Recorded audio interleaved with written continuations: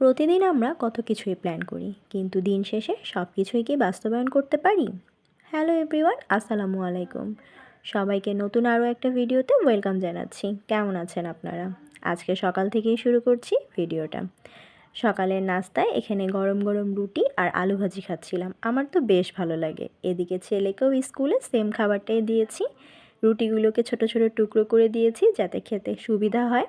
খাওয়া শেষ করে রেডি হয়ে স্কুলে চলে আসলাম ছেলেকে নিয়ে।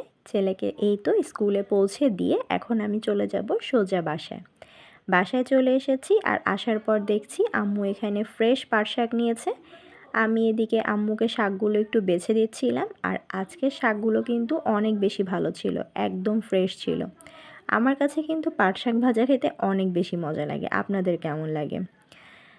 শাক বাছতে বাছতে তো স্কুল ছুটির সময় হয়ে গিয়েছে, আর এসে দেখছি অলরেডি ছুটিও হয়ে গিয়েছিল।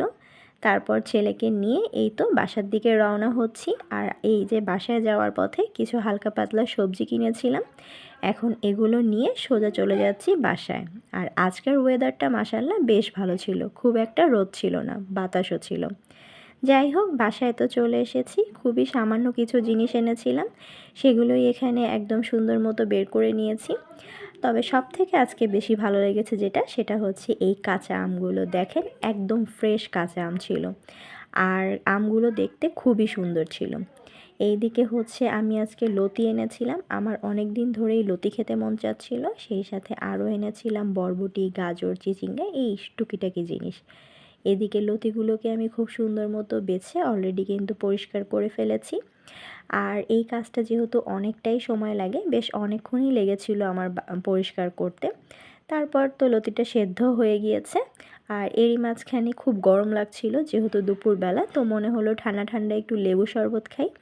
মা ছেলের জন্য এখানে লেবু শরবত বানিয়ে নিয়েছি। আর এই গরমে এটা খাওয়া কিন্তু শরীরের জন্য অনেক বেশি ভালো, খুবই রিফ্রেশিং।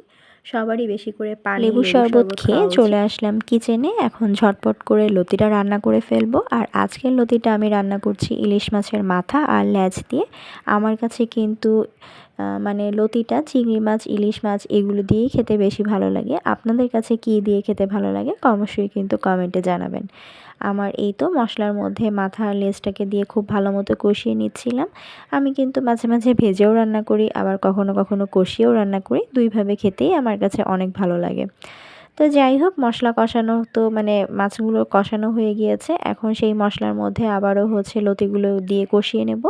তারপর আগে থেকে মানে মাথার যে লেজটা রেখেছিলাম সেটা দিয়ে তারপর বেশ খানিকক্ষণ অপেক্ষা করে নামিয়ে ফেললেই কিন্তু আমার রান্নাটা একদম রেডি। দেখেন তো কেমন হয়েছে, লুকটা কেমন লাগছে। আমার কাছে তো বেশ ভালো লেগেছে, আর সেই সাথে খেতে কিন্তু অনেক বেশি মজা লেগেছিল। গরম ভাতের সাথে কী যে ভালো লেগেছিল, আমার তো দেখে আবারও খিদে লেগে গেল। তো যাই হোক, মজা করে খেয়েছিলাম। খাওয়া দাওয়া শেষ করে বিকেলবেলা একটু ছাদে এসেছিলাম। আর মাশাআল্লাহ আজকের ওয়েদারটা কিন্তু অনেক ভালো ছিল, এত সুন্দর বাতাস হচ্ছিল ছাদে, খুবই ভালো লাগছিল। তো এর জন্য ছেলেকে নিয়ে ছাদে এসেছিলাম, ছেলেকে আমাদের গাছপালাগুলো দেখাচ্ছিলাম, সেই সাথে গাছের আমগুলোও দেখছিলাম মা ছেলে মিলে। যদিও গাছে খুব একটা এবছর আম হয়নি, একদমই সামান্য কিছু আম আছে, তো সেগুলোই একটু দেখছিলাম। আর সাইজটাও খুব বেশি বড় না, একদমই এখনও ছোট আছে।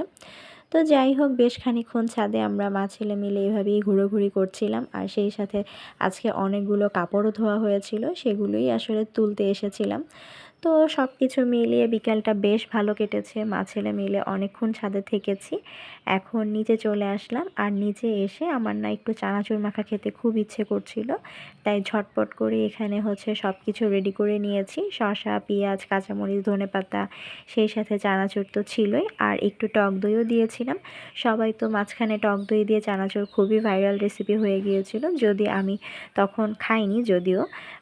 তো আজকে খেয়ে কিন্তু বেশ ভালো লাগছিল, বেশ মজা করে এটা খেলাম। এরপর একটু ঠান্ডা ঠান্ডা আইসক্রিম খেয়েছি। আর আইসক্রিম খেলে তো কোনো কথাই নেই, খুবই মজার, চকবার খাচ্ছিলাম। তারপর এদিকে রাতের রান্নাবান্না, রাতে আজকে পেঁপে দিয়ে তেলাপিয়া মাছ দিয়ে রান্না করা হবে। আর গরমের জন্য পেঁপে কিন্তু অনেক উপকারী, যেহেতু এটা একটা ঠান্ডা তরকারি। তো যাই হোক, এই ছিল আমার আজকের ভিডিওটা। আর প্রথমেই বলেছিলাম প্ল্যান করে আসলে কিছুই হয় না, অনেক প্ল্যান করি যে ফেসবুকে নিয়মিত হব, কিন্তু কোনোভাবেই না আসলে হতে পারছি না। আপনারা একটু জানাবেন তো কী করলে আমি নিয়মিত হব। অবশ্যই কিন্তু কমেন্টে জানাবেন। তো এই তো রাতের খাবারটা নিয়ে বসে পড়েছি। এই ছিল আজকের ছোট্ট একটা ভিডিও। কেমন লাগলো জানাতে ভুলবেন না। সবাই ভালো থাকবেন। আল্লাহ হাফেজ।